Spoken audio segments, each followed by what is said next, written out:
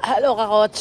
So, wow, papakita ko, excited ako sa inyo kasi yung bulaklak na tinanom ko ay sobrang ganda.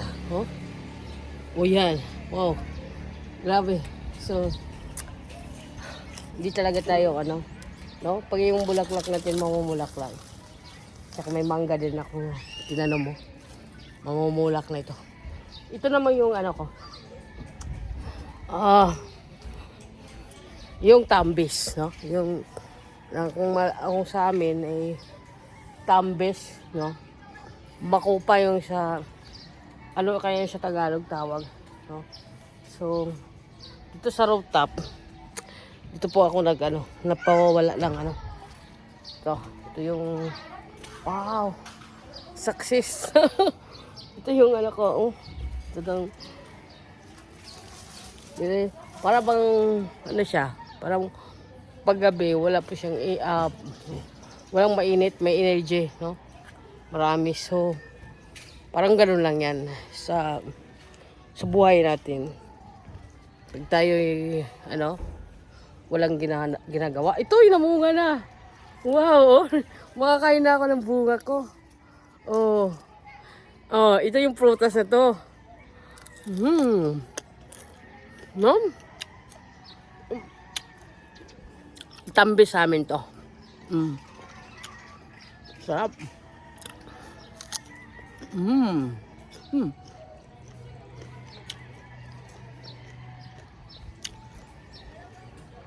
So, parang negosyo din yan. Sa una, take a years. Pag mag-isip tayo na magdidegosyo,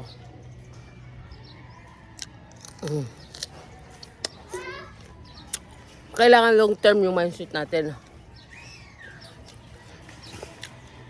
1 to 5 years. Kung mamalasin pa, 1 to 10 years. Parang ganito yan sa mga bulaklak. Sa mga halaman na tinatanim ko. No? Nagsimula ako nagtanim dito para gaganda yung taas, yung ko. Maganda siya. So dito po ako magpapawala ng toxic, no? So minsan pag umaga kasi, lalo na pag Pilipino, no? Hindi naman lahat. Pag umaga, doon na yung busy sa trabaho. Magyaw-yaw na yung, no? Kung noon pa ako nakatira nung malit pa ako, sa bahay pa ako ng magulang ko. Umaga pa lang yung mama ko. Sige, nagyaw-yaw. Gising na kayo. Tanghali na. Papasok na, mag-aral na. Inuorasan ko yan, madaling araw, 4 o'clock ng AM.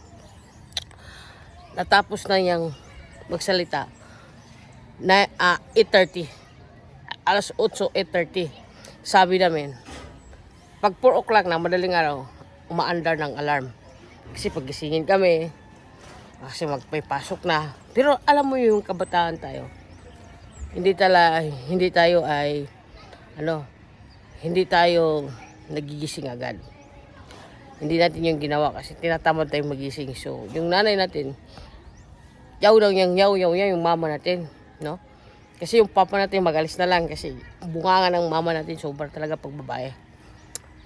So, nung nag-independent ako, malis ako sa parents ko.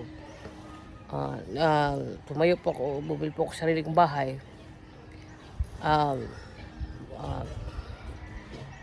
Pag umaga, naramdaman ko yung mga magulang natin na talagang mamumblema yun pag umaga, no?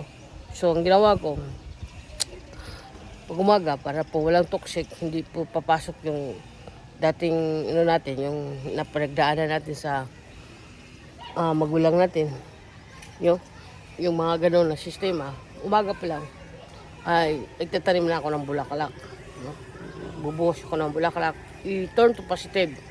Nagtatanim ako ng kahoy, no? Dito sa taas kasi rooftop dito, lalo pag city, wala tayong sariling lupa, no? Kaya napupuno, matuwa tayo kasi ang bumbil natin namumulaklak na. Tapos nagtatanim tayo ng kahoy, yung galing ng ibon, yung ibon may nilalaglag. Yun eh. Nililigpit ko, tinatago ko yan. Ayan yung kahoy. Oh. Kasi gusto ko, no, mayroon po siyang energy. No? Iba kasi yung may kahoy yung bahay. Iba yung pag may halaman. So, sa negosyo, take times para paano mo makikita ang negosyo. Focus lang paano mo ma-innovate yung negosyo. No? Starlink ang gamit namin, no? So, hindi magmadali. Paano mag-sustain ang negosyo mo ng ilang taon para kumita ka? Padahan-dahan. Hindi ka huminto. Padahan-dahan lang. Kung alam mo nang drain ka na, lalabas ka. Ako, pag drain na ako, parang puno ng toxic yung parang naano ko sa problema. Kasi yung computer nga, kag mapupuno ang memory, bumibigay So, ginawa ko, ito nga, pupunta ako sa tanim ko, pupunta ako sa mga bagong resort, puntahan ko lang kahit hindi ako katulog doon. Importante may panggas ako, pang ikot-ikot sa kotse. Pupuntahan ko doon para ma-fresh yung mindset ko kung mayroon po akong pera kasi akong pang overnight, mag-overnight ako doon. No? So, ito nga, hindi po yung pera ang magkukontrol sa atin. Tayo dapat ang magkukontrol sa pera. Kasi yung pag marami tang utang, tulad ko marami akong utang. So, hindi sabihin, gusto ko makawala sa utang. So, kasi kung makawala ka sa utang, ibig sabihin yun, tayo na ang nagkukontrol sa pera natin. Kasi pag may utang tayo, ibig sabihin, ang pera nagkukontrol sa atin. Yun ang ginawa ko ngayon, paano ko makawala sa utang. Yun, pag sa experience ko, pag talagang pag talagang sagad na tayo, no, para sa akin, more akong nanggiliit more akong gusto kong matuto. Yan, hindi ako sumuko, gusto kong matutunan.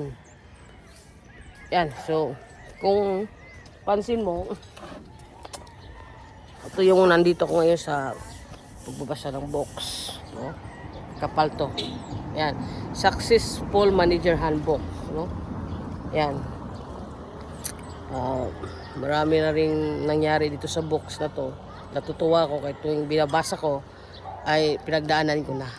So, please follow, subscribe sa aking channel. Dito lang, medyo mahaba na. Mga